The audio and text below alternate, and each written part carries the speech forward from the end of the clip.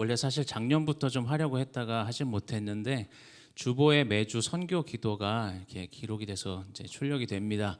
그걸 가지고 수요 예배 때 이제 매주 우리 파송 선교사님들을 위해서 기도할 거니까요. 여러분들 주보를 보시고 기억나실 때마다 계속 함께 기도해 주셨으면 좋겠습니다. 여러분 한 해 한 해 시간이 흐르고 또 삶의 연수가 점점 늘어나면 늘어날수록 이런 생각들을 좀 많이 하게 되는 것 같아요. 개인적으로든 사회적으로든 왜 이렇게 사건 사고가 많은 걸까? 원래 이렇게 세상이 복잡하고 문제가 많았고 그래서 답답했었나? 이런 생각들을 좀 많이 하게 되는 것 같은데 여러분들은 어떠십니까? 원래는 안 그랬어요. 물론 하루가 빠르게 이제 변하는 세상 가운데 우리가 살아가다 보니까 그런 사건 사고에 대해서 수많은 정보들이 이제 쏟아져 나오는데 우리가 사실 보고 싶지 않아도 보게 되고 듣고 싶지 않아도 듣게 되는 이러한 세상 가운데 우리가 살아가게 됩니다. 사실 뭐 따져보면 예전이라고 해서 사건 사고가 전혀 없었던 건 아닐 겁니다. 지금보다 문명의 발달이 덜한 그 이전의 시대에 문제가 없었던 게 참 아닐 텐데 한번 생각해 보니까 이전 시대에는 뭐 지금보다는 조금 더 젊거나 조금 더 어렵고 그 문제들이나 사건들이 피부로 막 와닿지도 않았고 그리고 무엇보다 이게 남의 일이었기 때문에 크게 내 삶에 영향을 받지 않았던 것 같아요. 한마디로 이야기하면 그만큼 내가 책임져야 할 그 범위가 크지 않았기 때문에 그렇게 외부에서 일어나는 사건이나 사고 이런 것에 대한 문제에 대한 체감도가 그만큼 높지 않았다라는 겁니다. 그런데 이제 점점 이제 결혼을 하고 나이가 들고 자녀를 양육하게 되고 이런 시간들을 점점 지내다 보니까 이제는 혼자만의 삶이 아니라 작게는 가정에서부터 그리고 교회나 일터를 포함한 여러 사람들이 함께하는 그 관계 속에서 살아가는 공동체적 삶을 우리가 살아가다 보니까 그만큼 더 우리가 책임져야 할 상황들이 늘어나게 된 거죠. 그래서 더 문제가 많은 것처럼 느껴지고 그래서 더 복잡한 삶을 살아가는 것 같고 그래서 때로는 더 답답하고 짜증나는 삶을 우리가 살아갈 때가 있다라는 겁니다. 그리스도인들조차도 이러한 현실 속에서 마음 가운데 평안을 유지하며 살아가는 게 결코 쉽지가 않다라는 거죠. 아무리 우리가 믿음이 있어도 현실이라는 벽에 부딪히게 되면 삶이 복잡하게 느껴지고 부담스러워진다라는 겁니다. 그렇게 부담스러운 시간들 이런 것들이 삶에 계속 지속되다 보면 신앙생활에도 부정적인 영향을 받을 수밖에 없죠. 그래서 우리는 수많은 신앙적인 도전들 앞에 서게 될 때가 많이 있습니다. 우리의 신앙이 흔들릴 때 우리는 어떤 신앙의 도전 앞에 서게 될까요? 우리의 신앙이 흔들릴 때 아마 가장 먼저는 예배에 집중할 수 없게 되고 그렇게 되면 자연스럽게 기도나 말씀 묵상하기가 굉장히 힘들어집니다. 또 성경적인 가치관과 세상의 가치관 사이에서 갈등할 수밖에 없게 되고 이 공동체 안에서 다양한 관계 속에서 오는 그 영적 피로감 이걸 감당할 수가 없게 되죠. 그럴 때마다 우리는 이런 질문을 하게 됩니다. 어떻게 하면 이 복잡한 현실 속에서도 신앙의 본질을 잃지 않고 살아갈 수 있을까? 이런 질문을 끊임없이 하게 된다라는 거죠. 여러분들은 혹시 지금 어떤 신앙의 도전 앞에 서 계십니까? 여러분들 참 정말 감사하는 삶을 살아가고 계십니까? 오늘 우리가 읽은 본문의 내용과 연관지어서 우리가 살아가는 그 현실 속에 직면하게 되는 그 가장 큰 신앙적인 도전이 있다면 바로 겉과 속이 다른 신앙생활이라는 거예요. 신앙생활 오래 하셨던 분들은 본문에 등장하는 이 아나니아와 삽비라의 이야기를 여러 번 들어보셨을 텐데 성경은 이 아나니아와 삽비라가 결국 현실이라는 벽 앞에서 신앙적인 도전에 무너지는 겉과 속이 다른 그 신앙생활에 대해서 지적을 하고 있습니다. 여러분 우리가 보통 초대교회라고 하면 모든 교회의 모범이 되는 교회로 이야기를 하는데 그러한 근거로 제시하는 그래서 가장 우리에게 익숙한 말씀이 있다면 사도행전 4장 32절 말씀입니다. 우리 같이 한번 읽어볼까요? 믿는 무리가 한 마음과 한 뜻이 되어 모든 물건을 서로 통용하고 자기 재물을 조금이라도 자기 것이라 하는 이가 하나도 없더라. 이어지는 말씀을 보면 초대교회 성도들이 큰 은혜를 받고 자신들 소유를 다 나누는 삶을 살아가다 보니까 그 중에 가난한 사람이 없었다라고 기록을 합니다. 그런데 그렇게 성령의 역사가 강력했던 초대교회 시대에도 공동체 안에서 겉과 속이 다른 그 지극히 인간적인 모습은 여전히 남아 있었던 거죠. 특별히 그 물질적인 부분에 있어서 너무나 큰 신앙의 도전 앞에 있었던 것이 바로 이 아나니아와 삽비라였다는 겁니다. 사도행전의 저자인 누가는 4장 37절 말씀에서 그가 밭이 있음에 팔아 그 값을 가지고 사도들의 발 앞에 두니라라는 말씀을 기록하면서 이 바나바가 자신의 전 재산을 공동체를 위해서 기꺼이 나눈 그 모습들을 설명을 합니다. 그 모습에 사람들이 많은 감동을 받았겠죠. 그리고 아나니아와 삽비라도 오늘 본문 1절 말씀을 보면 바나바와 사실은 처음은 크게 다르지 않아요. 아나니아라는 사람이 그 안에 삽비라와 더불어 소유를 팔았다라고 기록을 합니다. 근데 바나바와 뭐가 달랐어요? 2절 말씀을 보면 그 값에서 얼마를 감춤해 내 아내도 알더라. 얼마만 가져다가 사도들의 발 앞에 두니라고 기록을 합니다. 이 아나니아와 삽비라가 자신의 땅을 팔아서 그 값을 지금 내어놓는데 일부를 감추고 마치 전부를 바친 것처럼 행동을 한 거죠. 여러분, 이러한 아나니아와 삽비라의 그 속이는 행동이 그리스도인들의 눈에서 이렇게 우리가 바라볼 때 비난받을 만한 행동인 것처럼 보이는 게 맞지만 사실 어쩌면 아나니아와 삽비라의 이 속이는 행동이 세상 사람들의 눈에 보기에 어떨까요? 세상 사람들의 그 눈으로 바라볼 때는 굉장히 세상을 잘 살아가는 것처럼 지혜로운 방법인 것처럼 보여질 수도 있습니다. 왜요? 공동체 안에서 자신들을 충분히 드러내면서도 절대 손해보지 않는 그런 삶. 세상에서 볼 땐 이게 굉장히 지혜로운 삶일 수 있습니다. 그런데 여러분, 믿는 우리가 지적하고 그렇게 비난하는 이 아나니아와 삽비라의 속이는 행동이 사실은 우리가 세상을 살아갈 때 이 복잡한 현실 속에서 성경적인 가치관과 늘 갈등하지만 결국에는 그 신앙적인 도전 앞에서 우리가 무너지면서 세상 쪽을 선택하게 되는 우리의 모습과 크게 다르지 않다라는 겁니다. 아무리 우리가 아니라고 부정을 해도 겉으로는 굉장히 경건한 것처럼 살아가지만 실제로는 자신의 이익을 쫓는 이중적인 그러한 모습이 우리 안에는 늘 남아 있다라는 거예요. 여러분, 바나바의 헌신적인 모습 그리고 아나니아와 삽비라의 속이는 행동, 이 행동 자체만을 비교하면 사실 성경의 본질을 놓칠 수밖에 없습니다. 우리 모두는 불완전하고 그래서 때로는 순수하지 못한 동기를 가지고 살아갈 때가 분명히 있어요. 그러나 중요한 건 그 불완전한 모습을 하나님 앞에 정직하게 인정하느냐 인정하지 않느냐, 이것이 굉장히 중요한 차이라는 거죠. 여러분, 만약 우리 안에 이러한 이중적인 모습이 전혀 없다라고 우리가 말을 한다면 나에게는 복음이 필요가 없는 것이고 예수 그리스도의 십자가가 나와는 상관이 없다고 말하는 것과 다르지 않습니다. 왜요? 우리가 우리 자신의 의로움을 주장하는 순간 우리는 은혜에서부터 멀어지기 때문입니다. 사실 바리새인들의 문제가 이런 것이었잖아요. 바리새인들은 자신들이 최소한 이런 사람들, 그러한 사람들, 다른 사람들보다 내가 더 의롭다고 생각을 했기 때문에 그들은 예수 그리스도가 필요하지 않았던 것이고 예수 그리스도를 인정하지 않았던 겁니다. 그래서 예수님께서 뭐라고 말씀하세요? 마태복음 9장 12절 말씀 보면 건강한 자에게는 의자가 쓸데없고 병든 자에게라야 쓸데있느니라 라고 예수님이 말씀하신 거죠.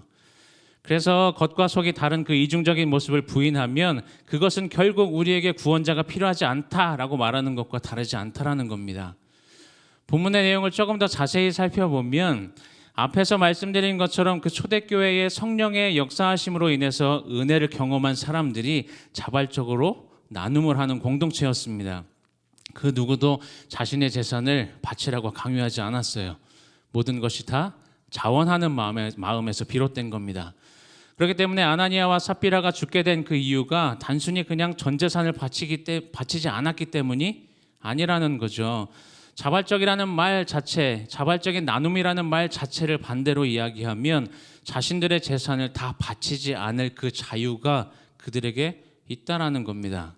그런데 본문 4절을 보면 베드로가 아나니아에게 이렇게 이야기해요. 땅이 그대로 있을 때에는 내 땅이 아니며 판 후에도 내 마음대로 할 수가 없더냐.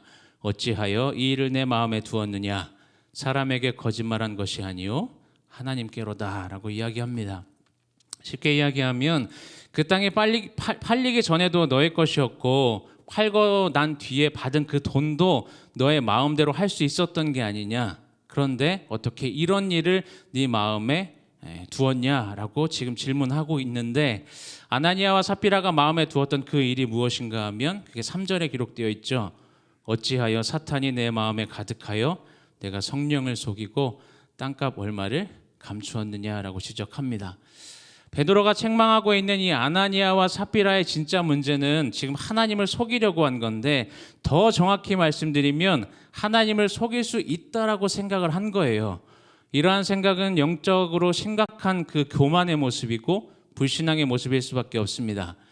이 사람들은 지금 하나님을 믿는다고 하면서도 자신들의 그 거짓을 하나님께서 모를 것이다라고 생각한 거고, 이러한 생각은 모든 것을 다 알고 계신 하나님을 부정하는 동시에 또 하나님의 거룩하심을 무시하는 태도였습니다.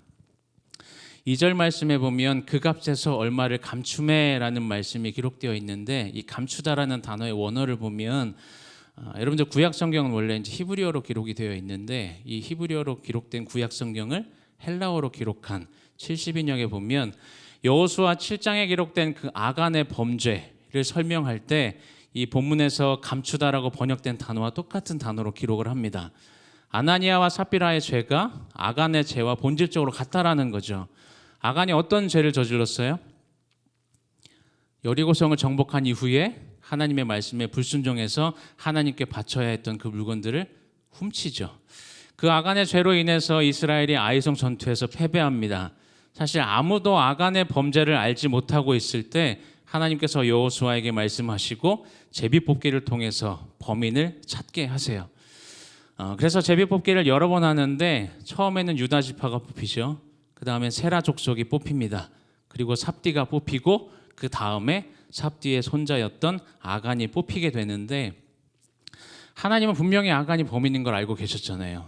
그러면 이렇게 복잡한 과정을 거칠 필요 없이 그냥 여호수아한테 얘가 범인이다, 아간이 범인이다, 그러니까 얘 당장 처벌해라, 이러면 됐을 텐데 왜 처음부터 아간이 범인인 걸 말씀하지 않으시고 이 번거롭게 지금 그 많은 사람들을 동원해서 제비뽑기를 하고 계셨던 걸까요?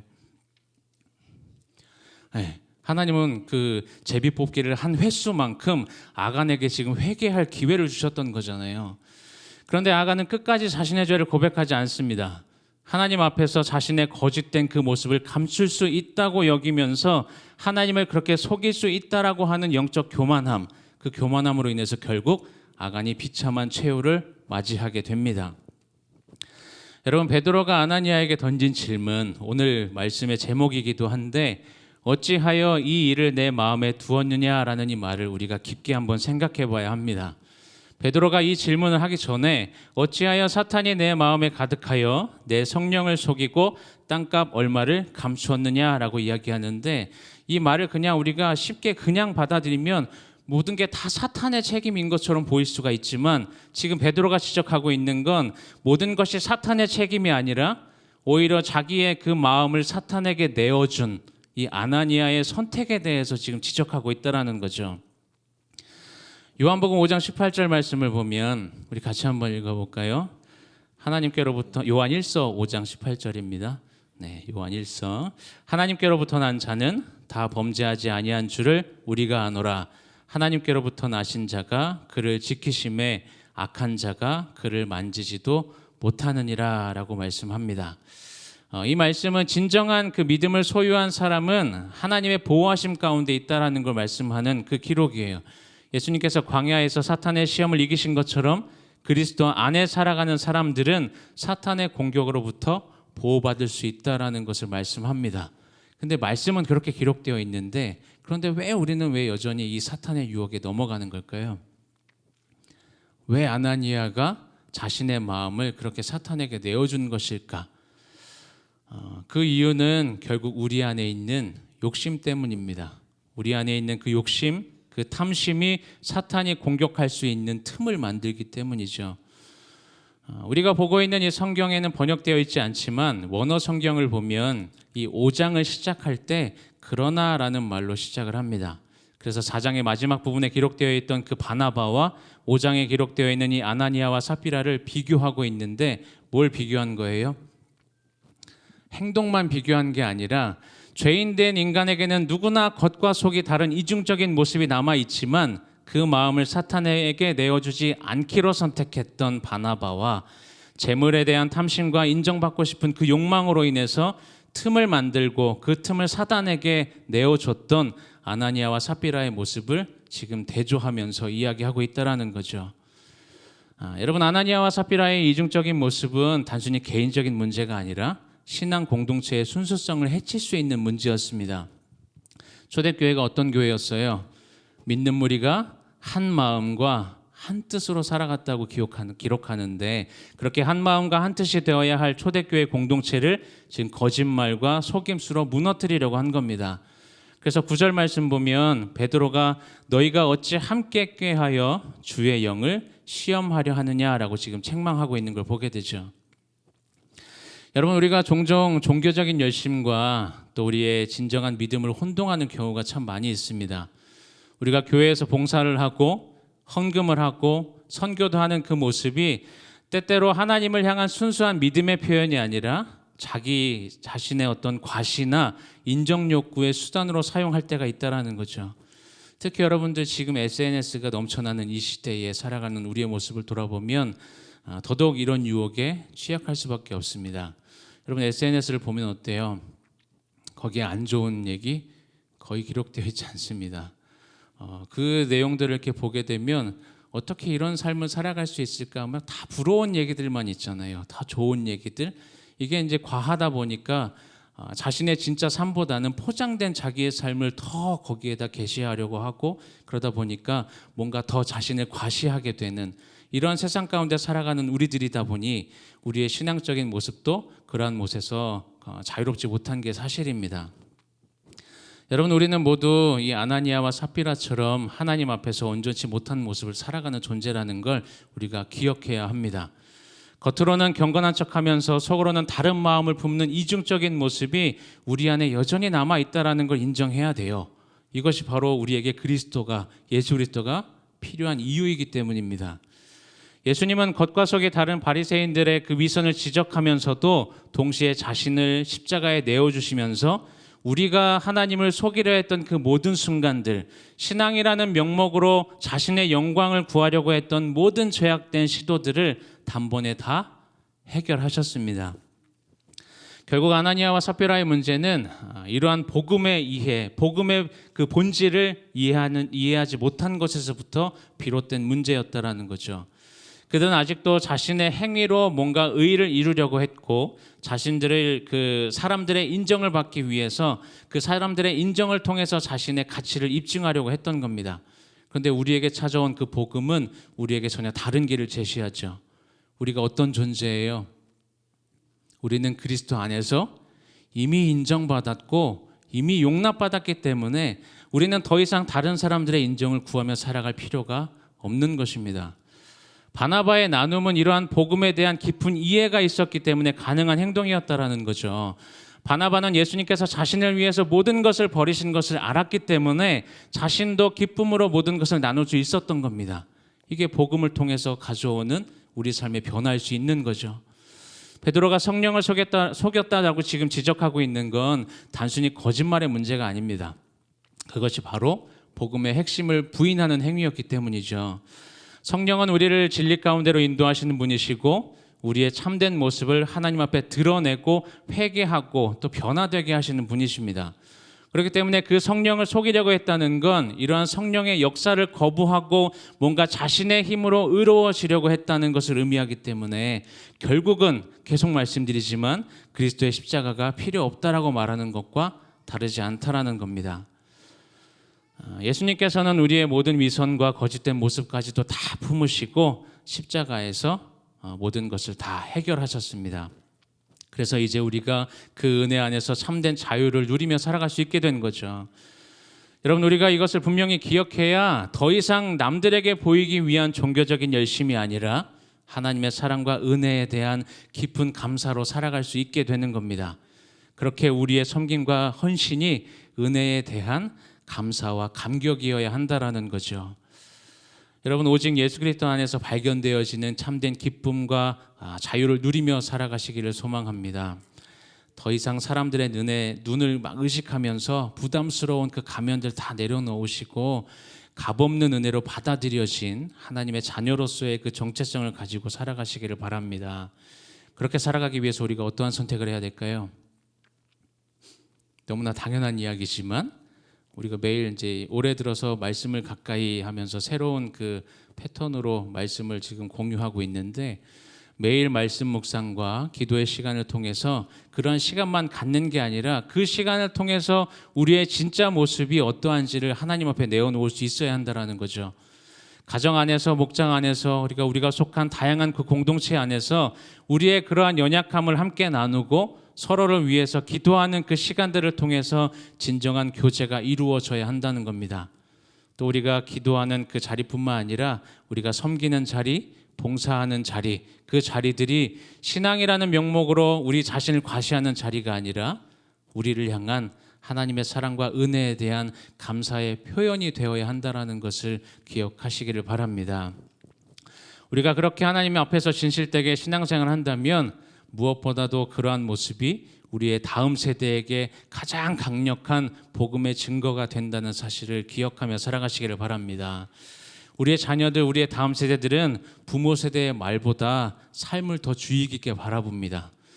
우리가 교회에서 보여주는 모습과 가정에서 보여주는 모습이 다르진 않는지, 또 우리가 전하는 복음의 메시지와 우리가 살아가고 있는 그 모습이 일치하는지를 우리의 다음 세대들이 지금 계속 눈여겨 지켜보고 있다는 거죠. 분명한 사실은 우리가 하나님 앞에서 정직하게 살아갈 때 우리의 다음 세대는 우리를 통해서 복음의 진정성을 발견하는 삶을 살아갈 수 있다는 것입니다. 여러분, 하나님께서는 우리의 불완전함을 다 아시면서도 여전히 사랑하시고 예수 그리스도를 통해서 우리를 받아주셨습니다. 그 은혜를 기억하면서 오늘도 우리에게 주어진 삶의 자리에서 그 은혜에 대한 감사와 감격의 삶을 살아가실 수 있기를 바랍니다. 이 새롭게 시작된 이 2025년 그 감사에 대한 표현이 드러나는 그 삶으로 우리의 섬김과 헌신을 통해서 하나님께는 영광이 되고 우리의 다음 세대에게는 신앙의 유산을 잘 남길 수 있는 복된 삶을 살아가시는 저와 여러분들의 삶이 되시기를 주님의 이름으로 축원합니다. 말씀을 생각하면